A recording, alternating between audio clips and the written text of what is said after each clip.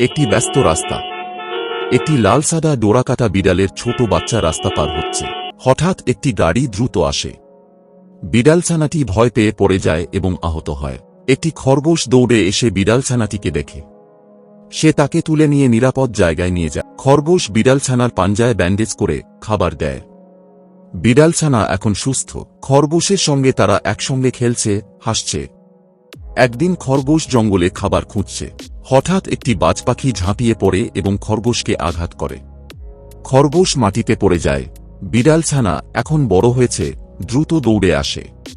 সে লাফিয়ে বাজপাখির ওপর ঝাঁপিয়ে পড়ে। বাজপাখি ভয় পেয়ে পালিয়ে যায়। বিড়াল খরগোশকে তুলে নিয়ে যায়। বিড়াল আর খরগোশ একসঙ্গে বসে সূর্যাস্ত দেখছে। তারা একে অপরের পাশে হাসছে। দয়া আর বন্ধুত্ব সব বাধা জয় করে। কি বন্ধুরা, এখনো লাইক দেও নাই?